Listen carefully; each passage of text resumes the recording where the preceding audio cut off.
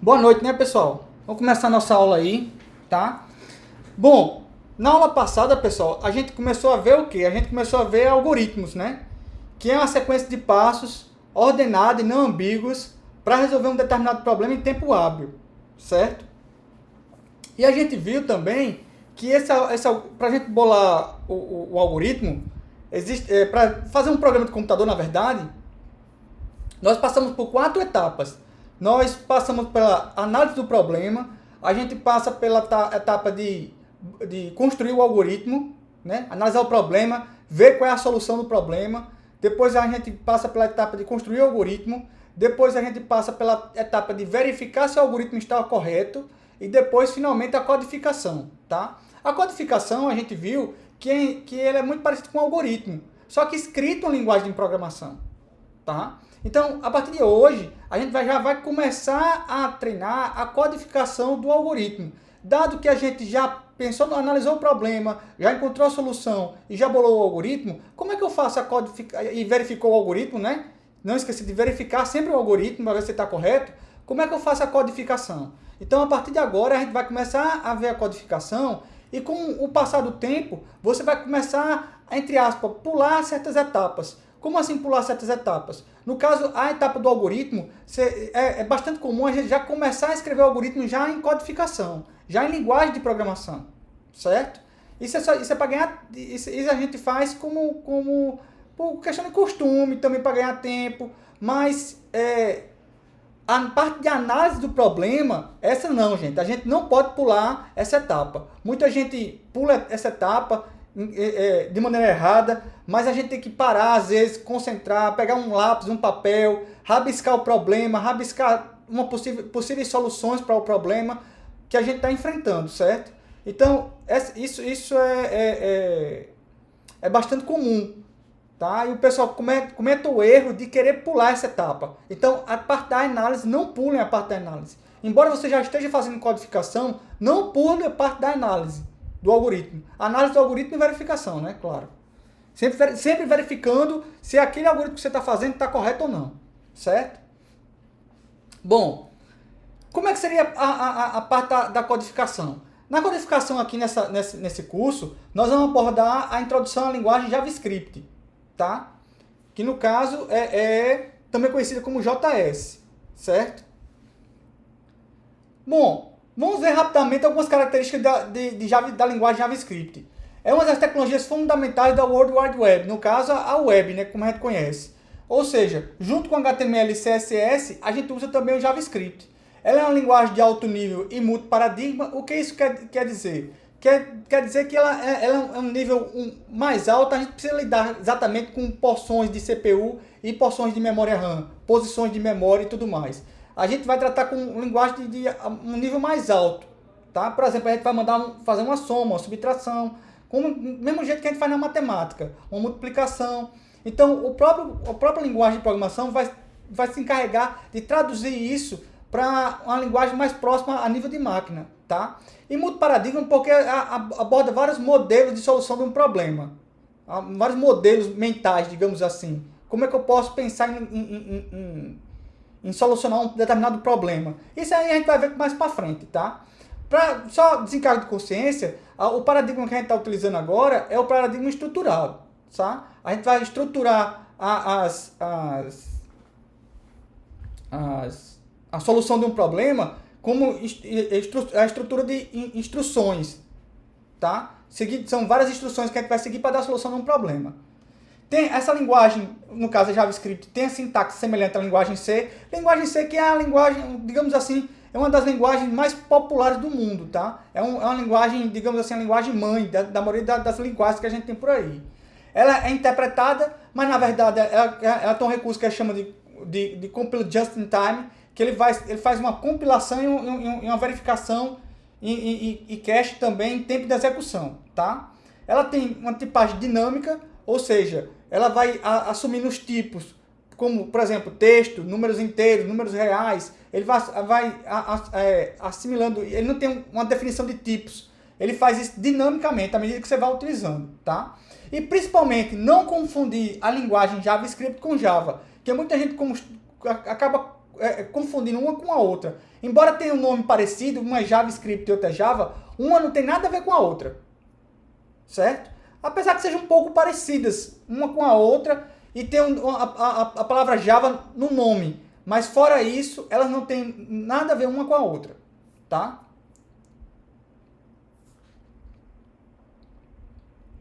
Bom, como é que a gente cria um programa na linguagem JavaScript?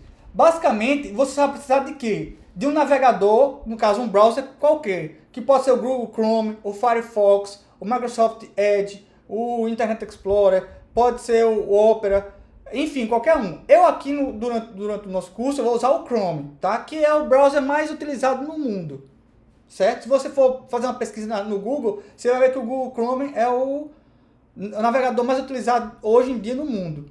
E você pode usar um editor de texto simples, como o bloco de notas do Windows. O Windows tem um bloco de notas, você pode utilizar ele para fazer seus programas. Ou seja, basicamente a gente já tem todos os recursos para fazer um programa de computador, um programa em JavaScript no seu computador. Só que, para melhor didática e melhor agilizar a codificação dos programas, a gente costuma utilizar outros programas. Eu aqui, durante as aulas, eu vou utilizar o Visual Studio Code, também conhecido como VS Code, tá? Que você pode baixar aí no site code.visualstudio.com, certo?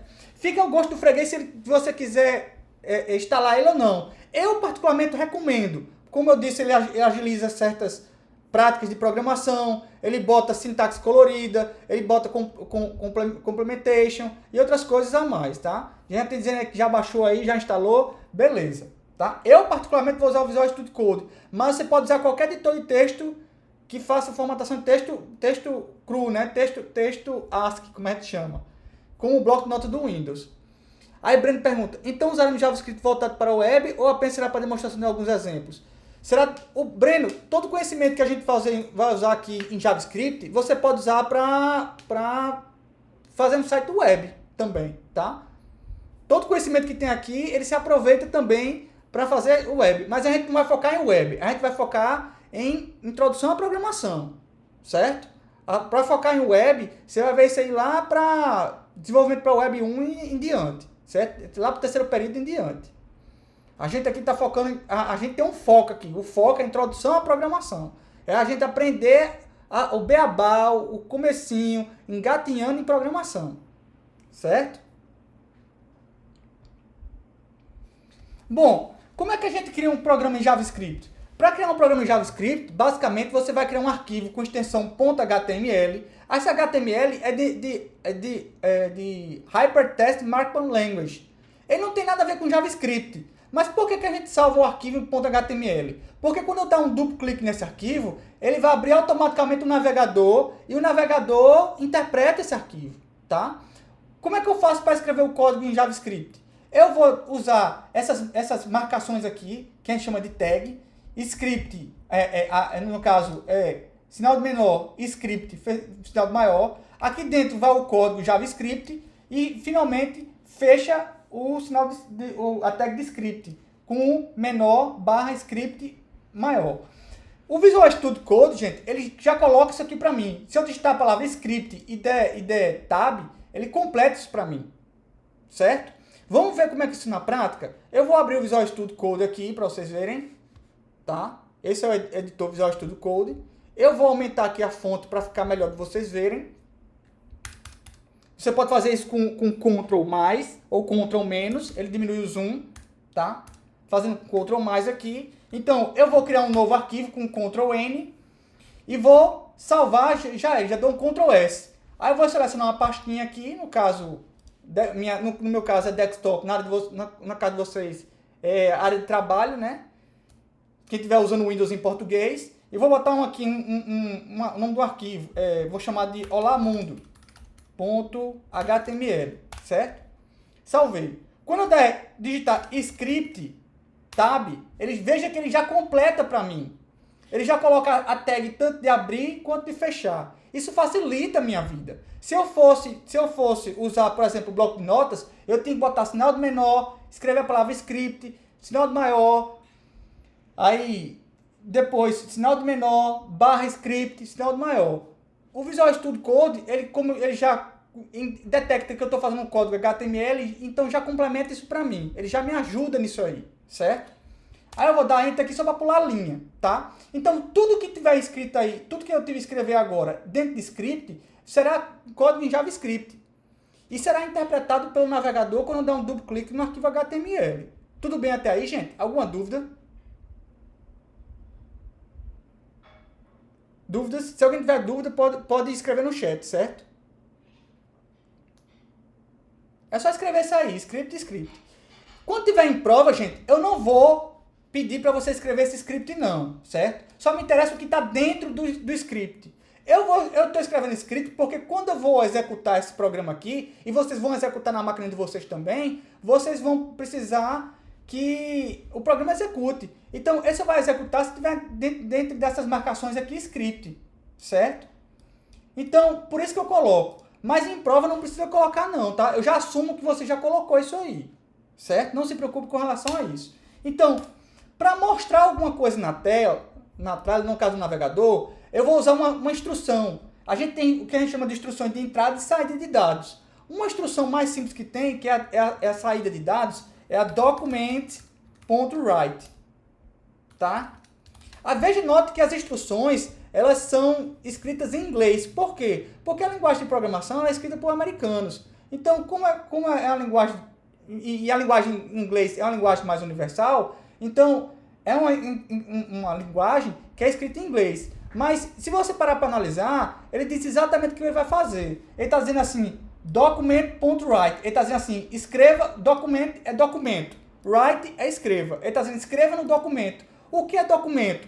Aí, que ele está mandando escrever? É para escrever na tela do browser. Ele chama essa tela, a tela branca do browser, de documento. Certo? Então, quando eu escrevo document.write, estou dizendo, ó, escreva no documento do navegador. Escreva o quê? Se eu vou mandar escrever um texto para mim, eu coloco entre aspas, certo? Aí eu vou mandar escrever aqui, o que no browser? Vou mandar escrever olá mundo, certo? Ponto e vírgula. Esse ponto e vírgula aí é para dizer, ó, essa instrução termina aí. Em JavaScript, normalmente, o ponto e vírgula não é obrigatório, desde que você coloque uma instrução por cada linha, certo? Ou seja, se você botar assim, também vai funcionar. Mas eu gostaria que vocês se acostumassem a colocar ponto e vírgula, porque vocês vão encontrar outras linguagens de programação, por exemplo, no segundo período, como Java, talvez, que o ponto e vírgula é obrigatório. Então, para vocês começarem a se acostumar, comece se acostumando a colocar esse ponto e vírgula aí, certo? Então, salvei e vou abrir esse documento no meu navegador, tá? Então, para abrir o documento no navegador, eu basta vir aqui, ó, no meu arquivo olamundo.html, dá um duplo clique nele. Então, ele abre aqui no navegador, escrito, ó, Olá Mundo, ó. Deu para ver aí? Olá Mundo. Essa parte branca do navegador é o meu documento. Quando eu mando fazer document.write, eu estou mandando escrever aí. Certo? Se eu quisesse, por exemplo, escrever o meu nome, então o que é que eu faço? Eu posso chegar aqui, ó, mandar assim, escreva Fabrício. Tá aqui, ó, Fabrício. Salvei o documento e dei um Ctrl R de recarregar a página. Ele recarrega a página, mostrando o meu nome agora, tá? Então, é assim que a gente começa a mostrar textos ou certos valores que a gente vai ver mais para frente, utilizando uma instrução de saída de dados, cuja essa instrução chama-se document.write. Tudo bem até aí, gente? Alguma dúvida? Tá começando a aparecer dúvidas. Existe uma extensão chamada LiveServer no VS Code que facilita na hora de abrir o programa na página. Eu conheço, Arthur. No caso, ela que quando você salva ela já faz um recarrega a página automaticamente. Mas não vou me preocupar tanto com isso não, tá? Eu quero deixar o mais simples possível, tá certo, Arthur? Quem conhece a extensão e quiser usar, pode usar. George pergunta, professor, esse ponto e vírgula só coloca no fim do código, no fim da instrução, viu, George? Sim, só coloca no final da instrução. Agora, tem instruções que coloca e tem instruções que não coloca. Vitor fala, no JavaScript não é obrigatório, mas sim. Eu falei que não era obrigatório, né, Vitor? Agora eu não sei, não entendi se mais sim aí, seu. Felipe perguntou, professor, repita aí, como abre no navegador, por favor? Certo. Você abre assim, viu, George? Felipe, desculpe. Você chega no arquivo que você salvou, tá aqui o arquivo que eu salvei, olamundo.html, e dê um duplo clique nele, ó. Quando você dá um duplo clique nele, como ele já tem a extensão .html, o browser já entende que é para carregar esse arquivo. Então, o navegador se abre e abre esse documento aí. Como tem uma tag script lá dentro dele, tem essa marcação script lá, ele vai executar seu código JavaScript. Então é assim que ele executa seu programa. Tudo bem até aí? Deixa eu fechar isso aqui. Tudo bem, Felipe? Deu para entender agora? Tranquilo, né? Qualquer coisa, Felipe, o vídeo vai tá isso aí tá sendo gravado, certo? Você pode ver quantas vezes você quiser no YouTube depois, tá? Se tiver alguma dúvida, você manda e-mail para mim. Certo, gente? Lembre-se que esse vídeo vai ficar no YouTube para vocês verem quantas vezes vocês quiserem. Se tiver alguma dúvida, pode mandar e-mail para mim. Fiquem à vontade para mandar quantos e-mails vocês quiserem. Certo? Eu sempre respondo todos. Eu, pelo menos, procuro responder todos. Tá? Tem até gente, até ex-aluno que está em outro período, que já está mandando dúvida para mim. Professor, eu estou com dúvida em outra coisa. Eu sei que você não está lecionando essa disciplina, mas se eu sabe disso aqui, eu sabendo eu respondo, não tem problema nenhum. Certo? Mas vamos continuando. Vamos continuar aqui. Então, ó, para a entrada de dados, a gente viu aqui como é que faz saída de dados, tá? Saída de dados do documento.write. Então, como é que eu faço a entrada de dados? Existem muitas maneiras de fazer entrada de dados, mas usaremos a mais simples.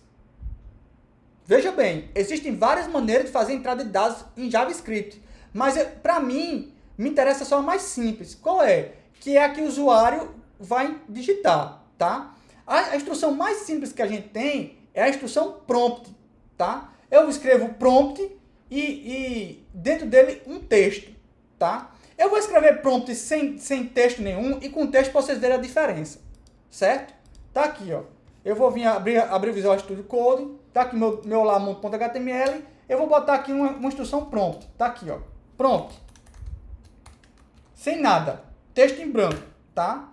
Veja aí que é dois sinal de aspas juntinho um do outro, sem espaço em branco, tá? Isso aí significa que é um texto em branco, é um texto vazio, certo? Eu vou salvar o documento aqui e vou carregar ele aqui, ó. Olha o que acontece. Ele diz assim, ó, this page 6, no caso é a página diz. Aí tem uma caixinha, tá? Selecionada aqui em azul, com dois botões, cancel e ok, tá? O que ele está fazendo aqui? Ele está esperando uma entrada de dados. Ele está esperando eu digitar alguma coisa. Por exemplo, eu posso digitar o meu nome, Fabrício. Eu posso digitar minha idade, 44. Eu posso digitar, sei lá, quantos produtos eu vendi no mês. Eu vendi 23 produtos e assim por diante, certo? Aí eu dou ok, o que acontece? Essa informação vai para o meu programa JavaScript, certo? Agora, veja a diferença que eu vou escrever um texto aqui, ó. Eu vou digitar assim, ó, digite o seu nome, certo? Vou salvar esse documento aqui, esse Olamundo aí, e vou recarregar a página. Aí ele diz assim, ó, a página diz, digite o seu nome. Não sei se você está enxergando aqui, ó, tá marcado aqui, eu marquei. Digite o seu nome. O que é isso? Veja só, eu estou fazendo uma entrada de dados. Se eu vou pedir uma entrada de dados e vou pedir para o usuário digitar alguma coisa, eu tenho que dizer para o usuário aquilo que eu estou esperando que ele digite, que ele informe. No caso do programa, né? O programa tem que dizer o que é que o usuário tem que digitar. O usuário vai digitar o quê? É o nome dele? É a idade dele? É quantos produtos ele vendeu? É o salário dele? É quanto imposto ele vai pagar? É quantos pontos ele fez em determinada fase do jogo? É o quê? Então, eu tenho que informar o usuário aquilo que qual o tipo de dado que ele tem que inserir aqui. Então, se eu estou pedindo para digitar um nome, ele vai digitar um nome. Aqui, ó, Fabrício. Fabrício. Certo? Aí, o que é que o programa fez? O programa não fez nada. Por que não fez nada? Porque eu não disse para ele fazer alguma coisa. Eu só disse para ele mostrar aquela caixinha que o usuário digita alguma coisa e pronto. Com o texto dizendo digite seu nome, informando para o usuário aquilo que ele tem que digitar. Certo? Alguma dúvida até aí, gente? Vitor pergunta, professor, tem alguma diferença do Windows Prompt para o prompt sozinho? Vitor, boa pergunta, não sei lhe dizer, certo? Talvez o Windows Prompt, como a instrução está dizendo, o Windows Prompt tem a ver com alguma janela em específico, certo? No caso, esse Windows aí. Mas a gente aqui vai utilizar só o prompt sozinho, certo? David pergunta, isso é para memória RAM, no caso o nome? Não, Davi. David, ele não vai porque eu não disse para ele ir. Eu tenho que dizer esse tipo de coisa, tenho que dizer isso para ele informar esse tipo de coisa sim. A gente vai ver já já como é que faz, tá certo?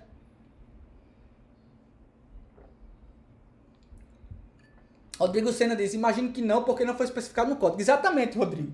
Eu tenho que dizer esse tipo de coisa. Se eu quero que esse nome seja guardado na memória RAM, eu tenho que informar, guarda na memória RAM. A gente vai ver já já como é que eu faço isso, tá certo? Mas vamos continuando aqui. Mais alguma dúvida, gente? Tá tranquilo? Tá dando para entender direitinho? A aula tá boa? Se tiver alguma coisa aí, pode dizer, viu? Vamos continuando. Aí, como eu já falei, né? A gente já falou aqui da instrução para saída de dados.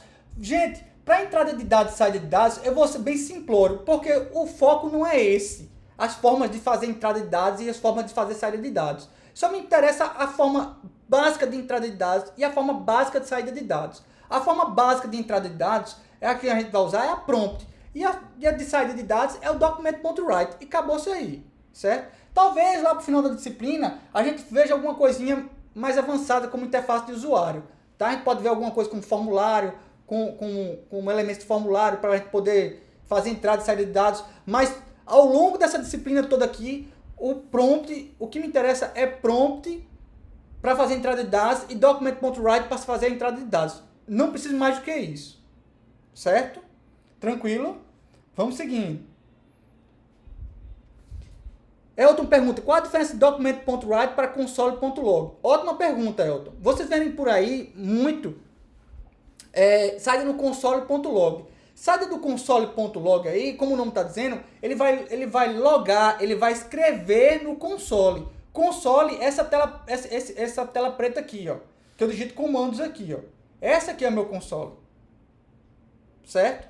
Document.write é o documento do navegador. Aí a diferença é assim, se eu quiser escrever na tela preta, na tela de console do computador, aí eu uso console.log. Se eu quero escrever em um navegador, na tela do navegador, eu uso document.write. Console.log a gente usa muito quando a gente está fazendo programação mais para o lado do servidor, ou quando a gente não está querendo que uma certa mensagem seja exibida no navegador. Então a gente usa o console.log. Mas como eu quero que essas mensagens sejam exibidas na tela no documento do navegador, na tela do navegador, aí eu vou usar o document.write, tá certo, Elton? Então, basicamente, eu vou usar só o document.write. Tá joia? Mas vocês podem ver muito... No caso do arquivo.js, para escrever script, não, Alexandre. Essa tag script aí é para o navegador, certo? Para o navegador saber o que está lá dentro da tag script, dessa marcação script aí, é um programa JavaScript. É só isso que serve. Ele está dizendo aqui, ó, aqui dentro é um programa JavaScript, que você vai interpretar esse programa, certo? Por que isso? Porque dentro de todo navegador, Alexandre, ele tem o que a gente chama de motor JavaScript. Ele tem um JavaScript Engine. O que é isso? É um carinha que vai interpretar código JavaScript, certo? Então, todo navegador tem isso. Existe um engine JavaScript que ele é feito por fora do navegador, que o pessoal conhece ele muito como Node.js, tá? Mas a gente não vai abordar Node.js aqui. A gente só vai abordar o que é feito, de maneira geral, a sintaxe do JS no navegador é parecida com o Node.js, não só parecido como é igual, Breno. É tudo código JavaScript. Certo? A diferença é que, por exemplo, quando você faz document.write, você está mandando escrever no navegador. Quando você fala console.log, você está mandando escrever no console do Node.js. Essa é a diferença. Professor, não poderia usar só document.write, ponto vírgula, sem colocar essas aspas parênteses? Não, Jorge, tem que colocar. Mas muda alguns comandos, algumas declarações. Muda, Breno, mas isso aí também vale tanto para um quanto para outro, tá? Claro que você tem que saber se você está usando, porque Node.js é mais para o lado do servidor. E o código que a gente vai ver aqui é mais para o lado do cliente. Mas isso eu não vou abordar não, tá? A gente tá engatinhando em programação. Esse não é o objetivo da disciplina, tá certo?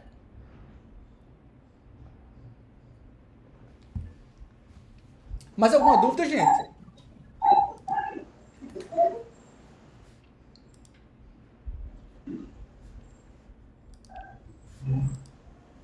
Mais alguma dúvida? Não? Vamos seguindo. Bom, então, a saber, a gente tem alguns tipos de dados, certo? Tem um tipo de dado que a gente chama de string, que na verdade é o nosso famoso texto, certo? Então, é uma sequência de caracteres, no caso um texto, né? Letras, números e outros símbolos. Pode parecer entre aspas, no caso, aspas duplas que a gente chama, certo? Alguns exemplos de string, que é texto, na verdade. José, por exemplo, veja que está entre aspas aqui, ó. Então, José é uma string. 27 é uma string. Aí, pergunta boa. Qual é a diferença disso aqui, ó? Quem sabe me dizer isso aqui, ó?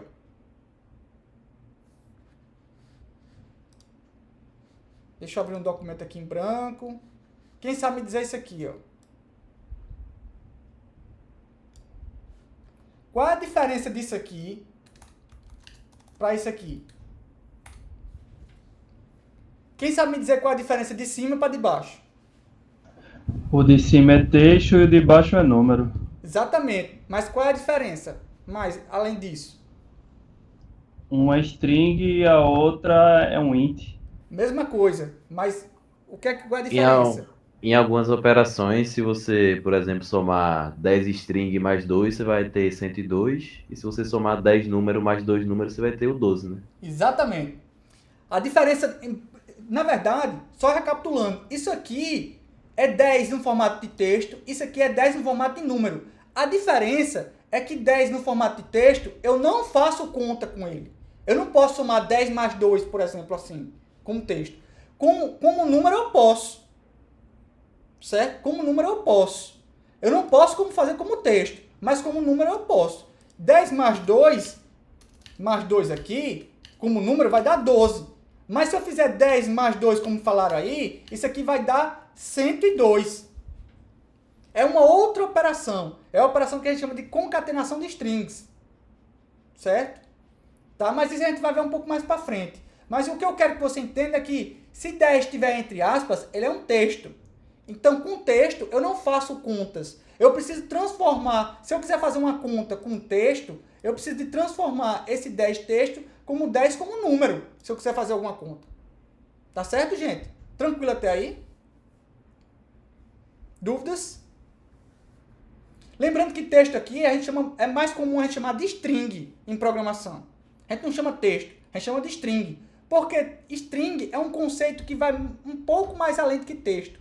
Ele pode representar, por exemplo, ele pode representar 10, para não confundir, mas 10 é um texto ou 10 é um número? É um string, porque está entre aspas. Certo? Se eu quiser fazer um texto vazio, como é que é um texto vazio? É assim, gente. É aspas, abre aspas, fecha aspas. Juntinho. Isso é um texto que a gente chama de texto vazio. Tá joia? Ele, digamos assim, do mesmo jeito que na soma, o 0 é o elemento neutro da soma, se eu fizer 0 mais 1 é igual a 1. E o 1 é o elemento neutro da multiplicação, se eu fizer 1 vezes 2 é igual a 2, a string vazia é o elemento neutro da concatenação de strings. A gente vai ver isso mais pra frente, tá? Mas lembre-se que é um elemento neutro também. Felipe pergunta, professor, no caso 10, assim igual a 10? 10 por extenso, Felipe? 10 por extenso é diferente de 10 sem estar por extenso, viu? 10 é um texto mesmo.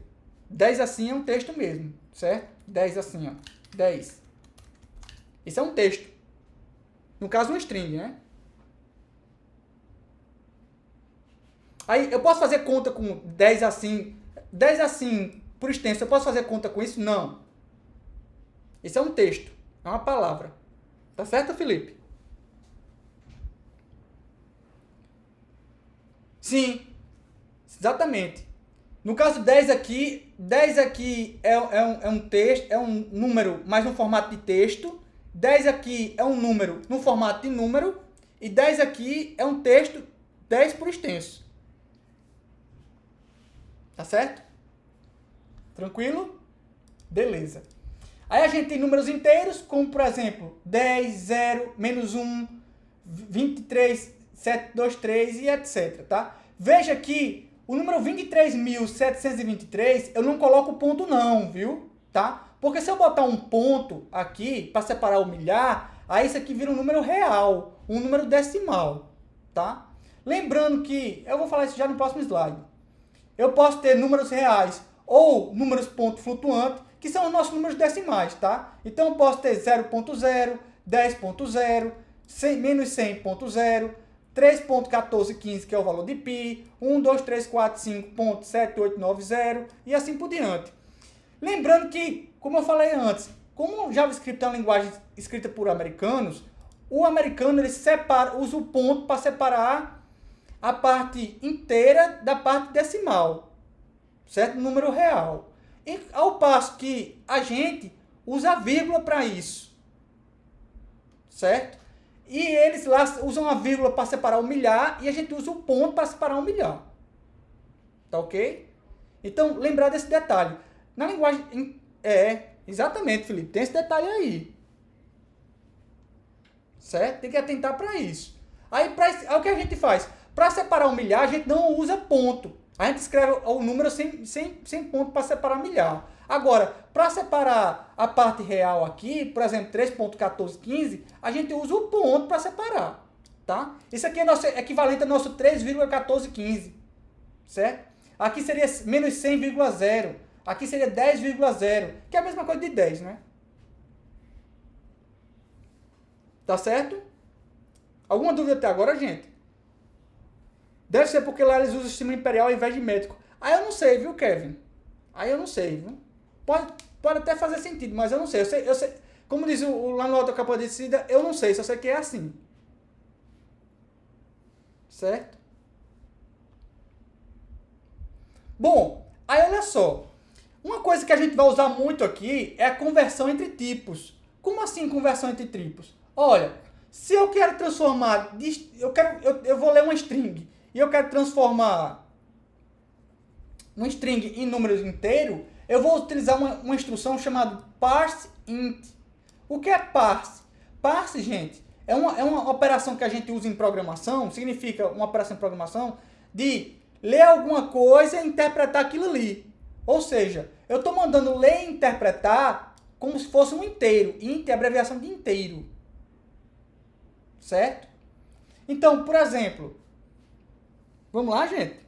Então, ó, se eu quiser, por exemplo, pegar um texto, no caso um string 1, 2, 3, e transformar ela em número, eu vou usar a instrução parseInt, tá? Ao passo que se eu quiser uma string e transformar ela em número real, eu vou utilizar a instrução parsefloat, certo? Por que float? Lembre-se que o número real é um número também de ponto flutuante, tá? Como eu falei, ó, números reais são ponto flutuante, certo? Então, se eu quiser pegar o texto 123.456 e transformar isso num número real, eu vou usar a instrução parsefloat, certo? Eu posso também pegar um número inteiro e transformar de string, fazer a operação contrária? Posso sim, certo? Também posso pegar um número real e transformar em string? Também posso, tá?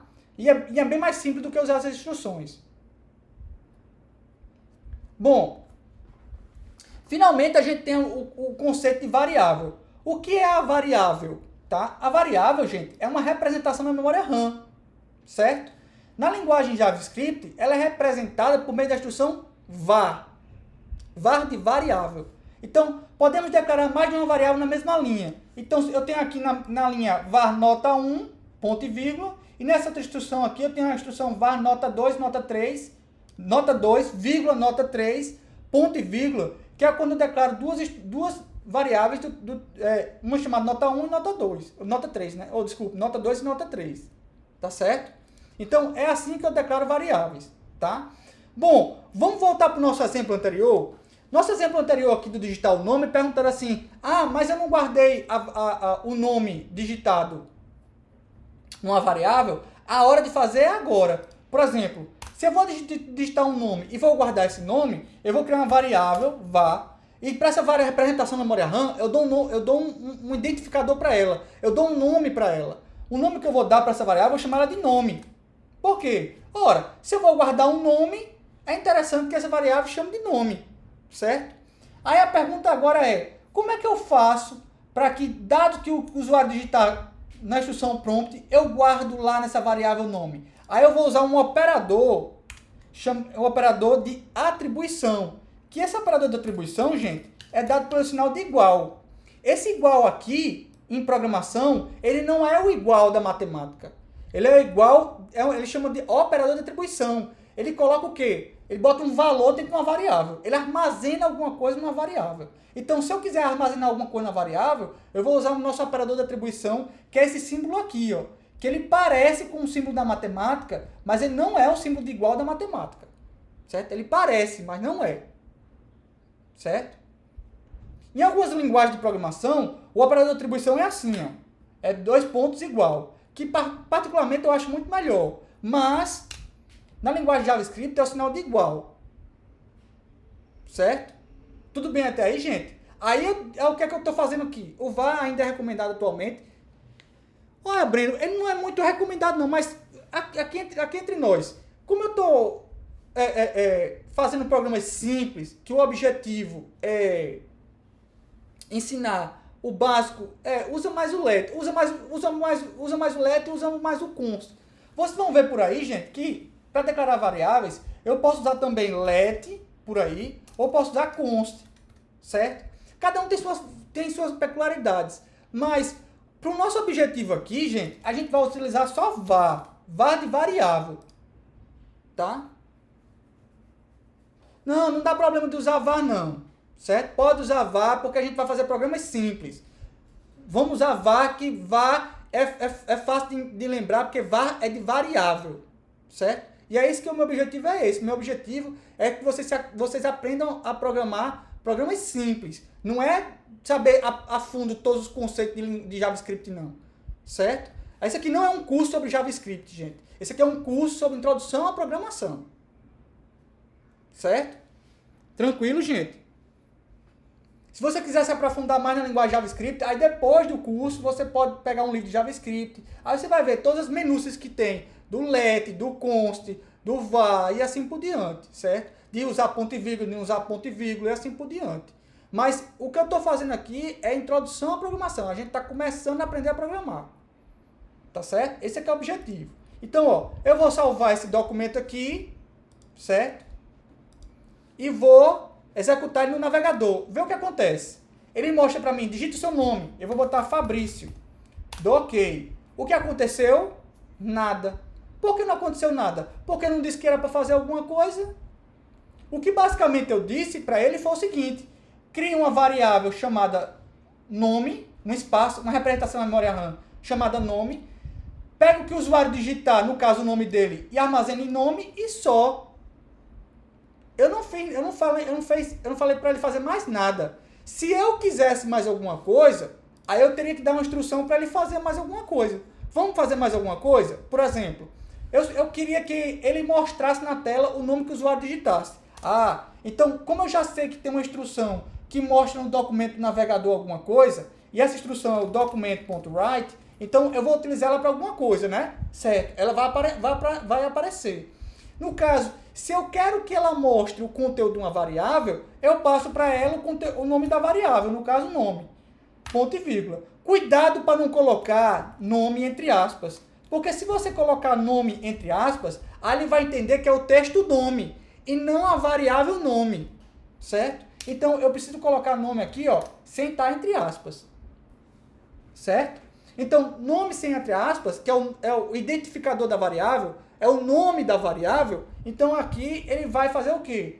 Ele vai pegar o que o usuário digitar, vai guardar na variável nome, depois vai pegar esse nome aí e vai escrever no navegador, tá certo? No documento navegador. Vamos executar esse programa? Então tá aqui, ó. Digite o seu nome, Fabrício. Ele pega e mostrou o nome Fabrício. Se o meu nome fosse Paulo, ele ia mostrar Paulo. Se o meu nome fosse Pedro. Opa. Se o nome fosse Pedro, ele ia mostrar Pedro. E assim por diante. Certo, gente? Alguma dúvida?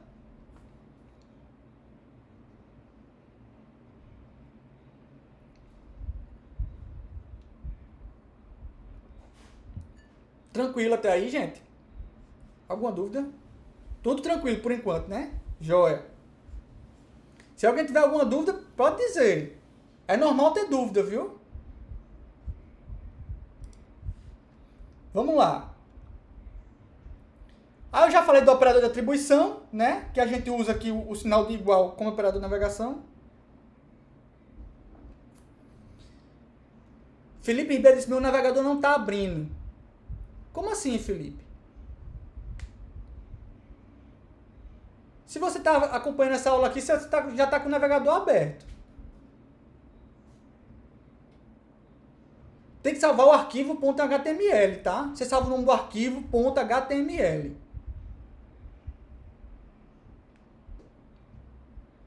Você deve ter alguma coisa errada aí, viu, Felipe?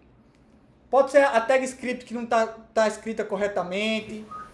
Eu salvei tudo certinho, pessoal. Deve ser alguma bronca aqui do meu navegador. Depois eu dou uma olhada. Pronto, dá uma olhadinha aí. Qualquer coisa você manda e-mail pra mim. Tá certo? Tá certo, deve ser o navegador. Ele de vez em quando dá umas travadas. Tá certo. Não, depois vocês veem aí, certo? Então, pode utilizar o operador de atribuição, eu posso já criar a variável e colocar direto um valor lá dentro dele, viu, gente? Ou posso fazer isso depois, né? Aqui eu fiz depois, certo? Eu criei uma variável nome, peguei o nome e coloquei dentro do prompt que o usuário digitar e botei lá dentro de nome. Mas eu posso colocar já a variável já dentro dela. Por exemplo, eu posso fazer var idade igual a 32, por exemplo. Aí o que eu faço? Eu já crio uma variável chamada idade e já coloco um valor direto dentro dele, certo? Em algumas situações, isso é interessante de fazer, certo? Você já tem uma variável inicializada, ou seja, uma variável que já tem um valor lá dentro dela, certo? Isso em algumas situações é interessante de se fazer. Por exemplo, a gente vai ver mais para frente que, por exemplo, eu vou fazer uma soma de valores. Aí, para fazer uma soma de valores, eu preciso criar uma variável que ela comece com um valor zero. Porque o valor zero é o elemento neutro da soma. Então, esse tipo de situação ela é interessante de ser feita, tá? Mas isso é mais para frente. Vamos seguindo.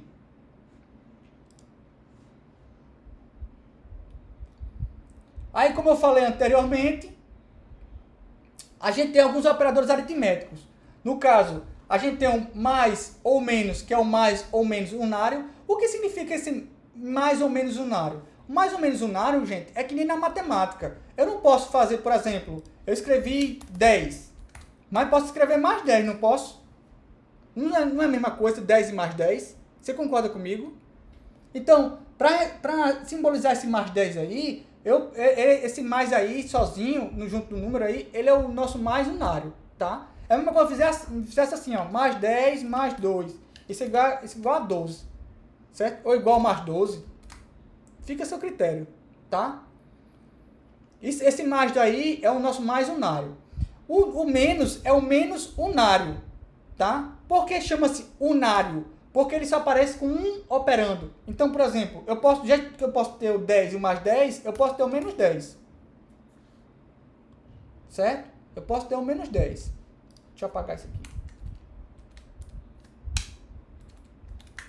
Eu posso ter o menos 10. Então, menos 10 mais 2, isso aqui dá igual a menos 8. Certo, gente? Tranquilo até aí? Sim ou não? Aí é matemática, tá? É o básico da matemática. Tranquilo, né, gente? Alguma dúvida? Do mesmo jeito que eu positivo um nome, eu posso negativar um número. Um nome não, desculpa. Positivo um número, eu negativo um número. Exato. Exato, Vitor. É um negativo de um número. De um número de uma variável também, viu? Fica a seu critério. Eu tenho um valor, uma variável chamada, por exemplo, valor. Certo? Aí, por exemplo, se eu fizer, por exemplo, menos valor, eu estou negativando o valor que está lá dentro dessa variável. Certo?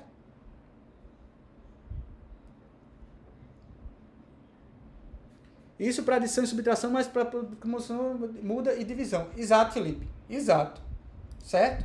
Então, ó, eu tenho mais para adição, que é um operador binário. Por que binário, gente? Porque ele precisa de 2 operandos. Então, do mesmo jeito que eu fiz aqui, ó.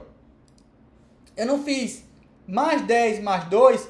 Esse mais aqui, junto com o operando 10, ele é unário. Mas esse mais daqui, que está entre o mais 10 e o 2, ele é binário.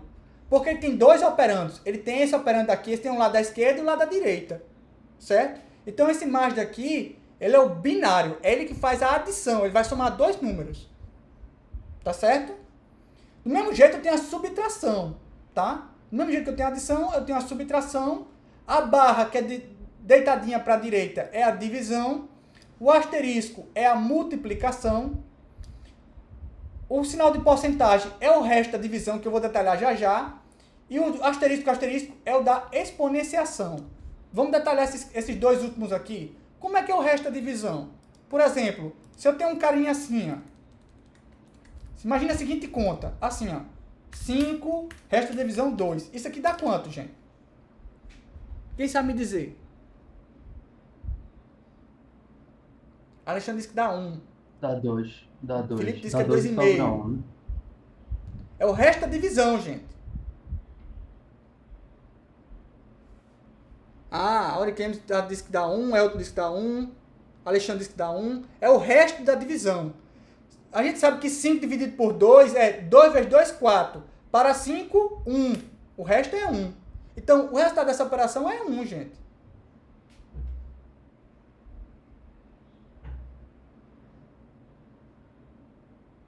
Certo? E se eu tivesse assim, ó, 7 módulo 4, isso aqui dá quanto, gente?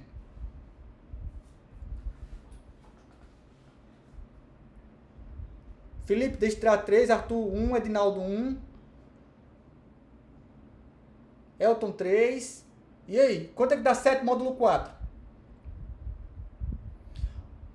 Eu posso fazer 2 vezes 4, 8 para 7? Não, né? Tá passando dele. Mas eu posso fazer 1 vezes 4, 4. Para 7, 3.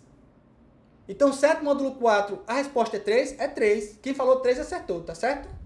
Muita gente acertou aí. Exatamente isso. Isso aí é o resto da divisão, gente.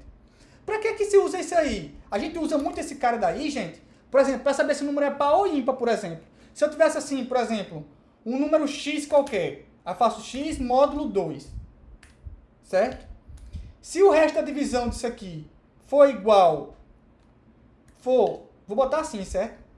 For igual a 1, esse número é par ou ímpar? Quem diz?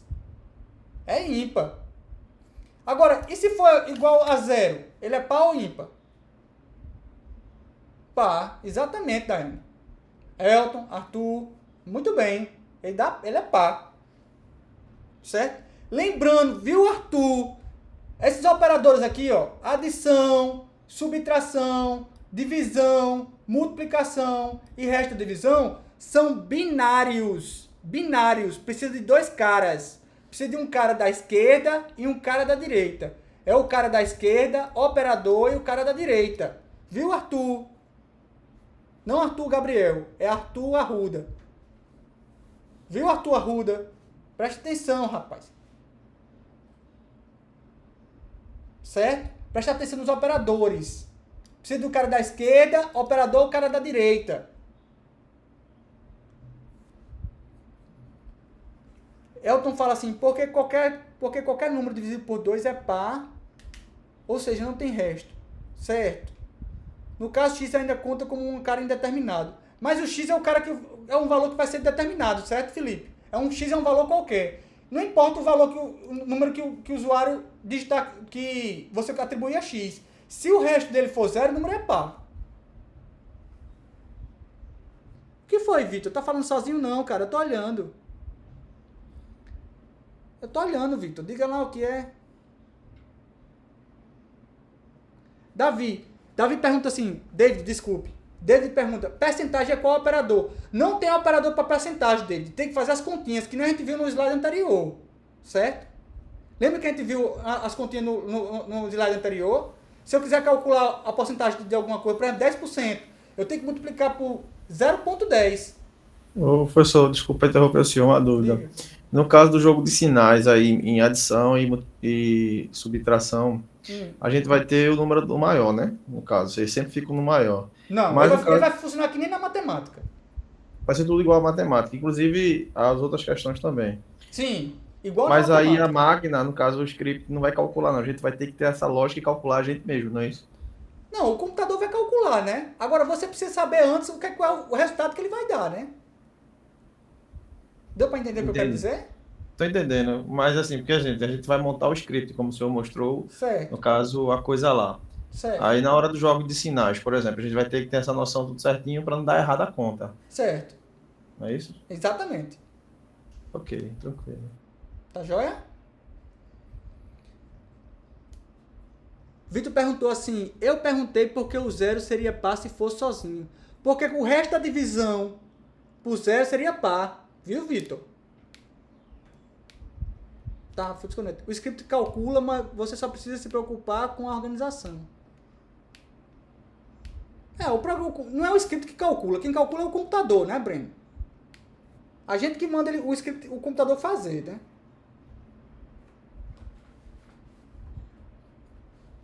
Bom. Sim, a exponenciação. Vamos lá falar da exponenciação. Exponenciação é assim. A exponenciação é fácil, gente. Por exemplo, se eu tiver 2, asterisco, asterisco, 3. Quanto é que dá isso aqui? Quem sabe me dizer? 2 elevado à terceira. É 8. Muito bem, David. David foi logo ligeiro, feito coceira de coelho. 8.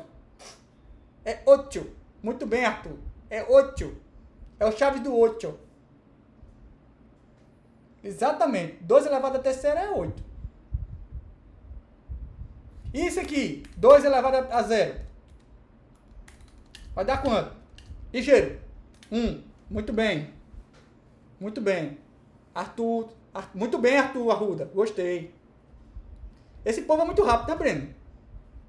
Esse povo é ligeiro demais. Acho que já fica com os dedos no teclado. Já para apertar ligeiro. Pronto, beleza. Vamos lá, vamos seguindo. Aí aqui é matemática, tá, gente? Vê só. Vamos lá. Ó. Então, vamos lá. Existe um negócio nos operadores, gente, que a gente chama de precedência dos operadores aritméticos. O que é a precedência de operadores? Qual operação é realizada primeiro? Eu tenho menos ou mais unário, tenho um asterisco, que é a multiplicação ou divisão, ou resto da divisão, ou soma ou menos binários. Exemplo, eu tenho 4 mais 4 dividido por 2. E tenho 4 dividido por 4 mais 2. Aí a pergunta é, quanto é que dá o de cima e quanto é que dá o de baixo? Exato, Felipe. 2 asterisco 3 é igual a 2 vezes 2 vezes 2. Elton está dizendo que em cima dá 6 e embaixo dá 4. Quem concorda com Elton? Felipe diz que em cima dá 4. Edinaldo diz que dá 6 e 3. 6 e 3?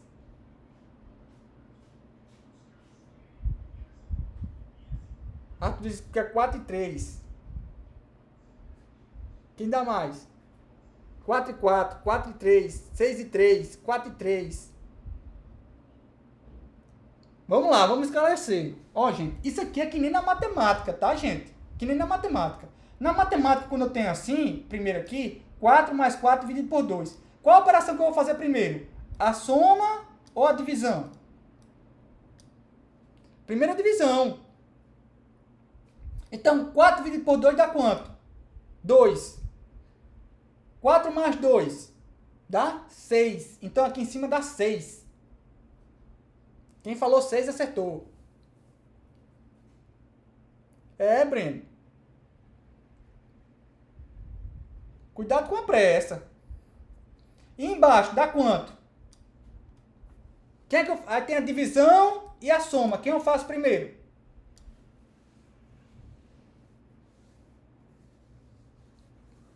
Quem é que eu faço primeiro? A divisão primeiro, Breno, exatamente. Aí 4 dividido por 4 dá quanto?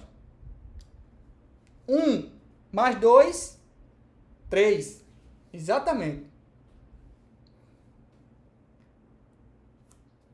Não, Felipe. Não é sempre a multiplicação depois de divisão, adição, subtração, não. Não é assim, não. Não, claro, eu tô falando das operações básicas. Exponencialmente falando, quando vai Não, for, não, não. Tô falando das operações básicas mesmo. não, Não. Multiplicação e divisão, eles têm a mesma precedência. É o que a mas gente a matemática, vai ver no próximo slide. Calma, porque na calma, que a gente chega lá. Calma, na calma. matemática, até onde eu sei, porque a Não, multiplicação, não. Multiplicação e divisão têm a mesma precedência. né? Tá bom. É.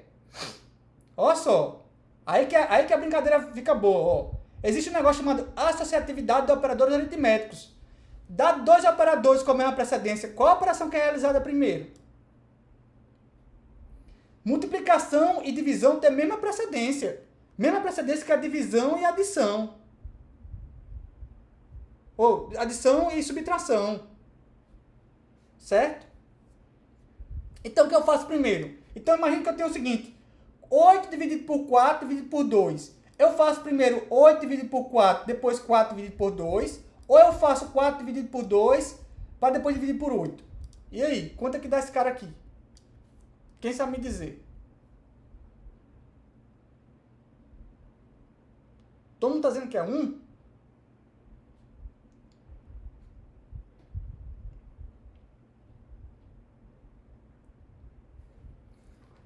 Vamos ver se é 1 mesmo.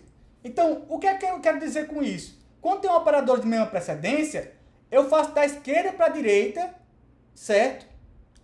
Exceto o operador exponenciação, que é da direita para a esquerda. Então, eu faço primeiro 8 dividido por 4, que dá 2, dividido por 2 dá 1, certo? Se eu tivesse assim, ó, por exemplo, como você falou aí, tá aqui, deixa eu abrir aqui.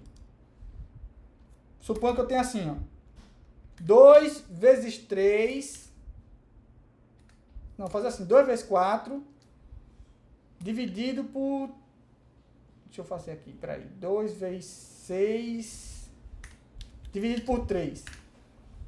Aí você falou o quê? Que primeiro faz a multiplicação e depois a divisão, né? Certo, deixa eu inverter então. Fazer assim, ó, 6 dividido por 2 vezes 3. Quanto é que dá isso aqui?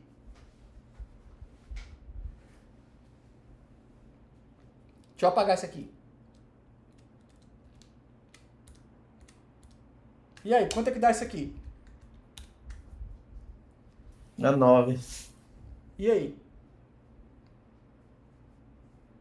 Dá 9 ou dá 1? Eu posso dar, pode dar 9 ou pode dar 1, né? Você concorda comigo? Se inverter, no caso, a ordem. Se eu fizer 6 dividido por 2 dá 3, vezes 3 dá 9. Agora, se eu fizer 6 dividido por... Se eu fizer 2 vezes 3, 6, dividido por 6 dá 1. Aí eu perguntei, 6 dá 9 ou dá 1? Se você for pelo que você disse, primeiro eu faço a multiplicação, depois divisão, depois adição, depois subtração. Aí não. A resposta correta é 9. Do jeito que você falou, dá 9. Por quê? Porque como divisão e multiplicação tem a mesma precedência, aí eu faço da esquerda para a direita. Eu faço, ó, o que aparecer primeiro, depois seguir a esquerda para a direita. Ou seja, primeiro eu faço a divisão, depois a multiplicação. Então, eu acho que eu confundi só uma coisa, professor, porque quando eu confundi as bolas, quando tá em parênteses, que a gente resolve dentro do parênteses primeiro. Exatamente, Felipe, exatamente. Aí, por isso que eu É justamente confundi aqui que está aqui no slide, ó. O parênteses altera a precedência. Se eu fizer assim, Felipe, aí sim dá 1. Ó, Isso. se eu fizer assim, aí eu concordo com você, Felipe, dá 1. Meu raciocínio foi nessa ideia, professor, do de cima, só que eu não fiquei explicando, mas mas entendi. programação tem uns detalhes, Felipe. Tem que estar atento para os detalhes. Tem uns detalhezinhos aí que tem que ficar atento. Certo? Mas aí eu concordo com você. Assim dá 1. Agora, se eu fizer assim, ó, 6 dividido por 2, asterisco, multiplicação por 3. Aí isso aqui dá 9. Tranquilo, gente? Dúvidas? Tem vários videozinhos que é uns probleminhas de matemática assim no YouTube. Vocês já viram isso na internet? Que ele faz quanto é 4 mais 4, não sei o que, não sei o que. Se você seguir essa regra que eu estou dando aqui para você, da precedência e associatividade, você não erra esses problemas nenhum. No caso do sentido, são funções, né? Assim, quando a gente vê quando usa exponencial, que mistura tudo isso, Aí, geralmente a gente vê assim. Mas são problemas que a gente só se realmente treinando para ficar apto, mais rápido, sabe? Concordo. Quanto mais a gente treinar, a gente consegue resolver mais Exatamente. rápido. Quanto mais treinar, mais fica mais hábil nisso aí. Certo? Pega mais habilidade. Tá joia?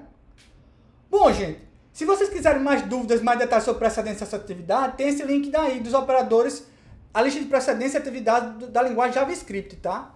Mas basicamente eu só vou pedir desses caras aqui mesmo, ó.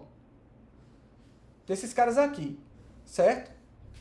Quando tiver que falar de precedência e assertividade, novamente, eu digo antes, tá? Ó, vamos fazer precedência e assertividade, certo? Aí eu falo. Sim, detalhe importante. Conversão entre tipos. Ó, vê só. Vamos fazer outro programinha aqui? Eu quero fazer um programa bem bobinho, certo? Vou fazer um programa bem bobinho só para vocês verem aqui. É assim, ó. Eu vou fazer um programa novo aqui. Eu vou chamar ele de dobra idade, certo? Dobra idade. Dobra, tracinho idade. .html. Certo? Aí eu vou botar a tag script aqui, ó. Aí dou tab do teclado. Aí o VS Code completa para mim, certo? Aí, repara.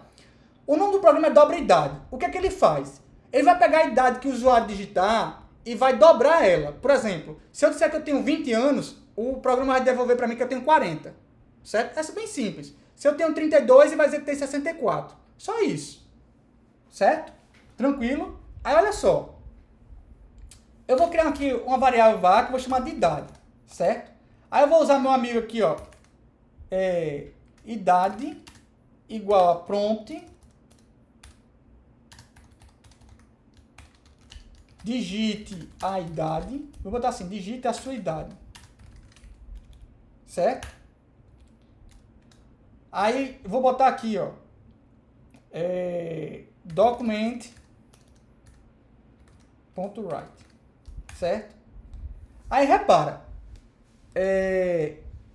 Só que, vê onde está o detalhe. O detalhe é o seguinte. Essa instrução aqui, prompt, tudo que o usuário digitar, ele vai digitar no formato de texto. Para pegar a idade aqui, para dobrar, eu não tenho que fazer idade vezes 2, não é? Sim ou não? Eu tenho que pegar aqui idade e multiplicar por 2, não é assim? Vocês concordam comigo, sim ou não? Escreve aí se concorda ou não concorda. Se discordar, também fica à vontade. Eu discordo. Vocês estão entendendo o que eu estou querendo dizer? Ou não? Eu não quero dobrar a idade. Então, o que o usuário vai digitar da idade dele, eu vou dobrar. Certo? Ou eu posso fazer assim, ver se assim fica melhor para vocês entenderem. Idade, dobro. Aí eu vou fazer assim, ó. Dobro igual idade vezes 2. Dobro. Fica melhor de vocês entenderem assim? Sim ou não, gente?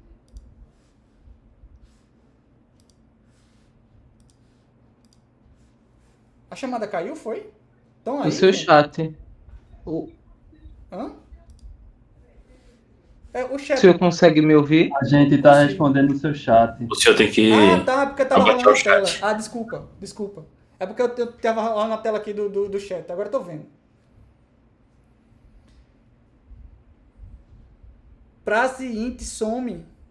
É o que, Arthur Arruda? Pronto. Aí, repara. Só que prompt vai me dar um formato de texto, gente. Só que como eu quero fazer conta com número, eu tenho que fazer o quê? Eu tenho que transformar de texto para número inteiro. Quem é que eu vou usar para transformar de texto para número inteiro? Eu vou usar a minha instrução parseInt. Concorda comigo? Então, para poder fazer esse programa corretamente, eu vou fazer assim, ó. ParseInt. Certo? E vou colocar, ó, a instrução prompt dentro dela. O que isso faz? Ele pega o que prompt, o que o usuário digitar, passa para a instrução parseInt e parseInt armazena na variável idade. Certo, gente? Então, eu estou pegando uma instrução e estou passando para outra instrução para poder fazer a conversão de texto para número inteiro. Se eu quisesse um número real, se eu quisesse ler um salário, em vez de ser passe int, seria passe o quê?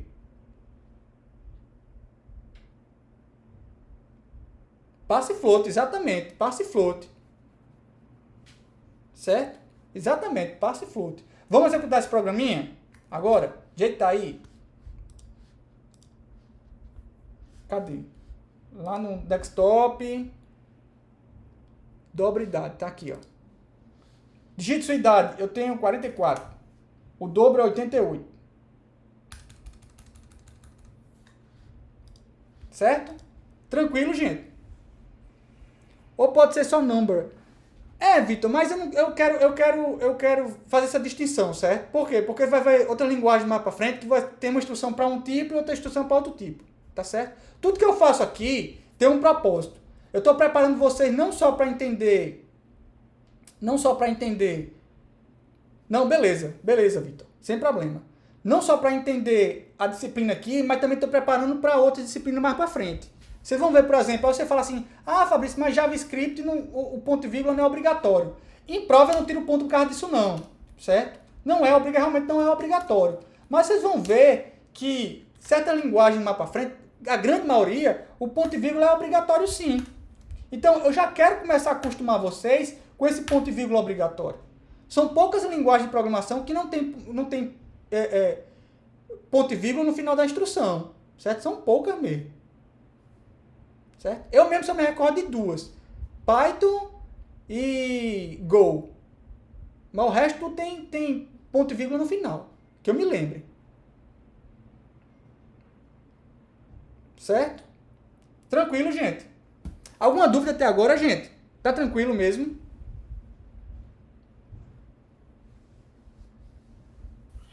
Tá tranquilo, professor.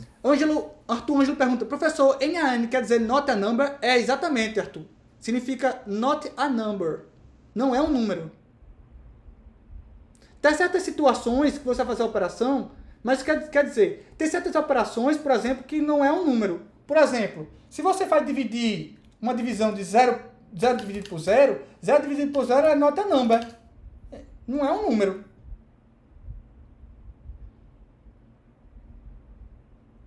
Certo? Not a number. Quanto é 0 dividido por 0? 0 dividido por 0 é uma indeterminação. Você não pode dizer que é 0, não pode dizer que é 1, não pode dizer que é nada. Essa operação é uma indeterminação, não está definida na matemática. Então o que ele faz? Ele diz que é o not a number. E tem outras operações também que dá not a number. Certo?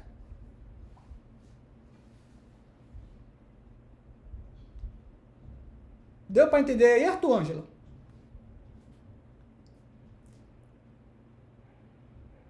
Beleza. Tá joia. Ó, eu vou parar agora o vídeo e vou fazer a chamada, tá certo?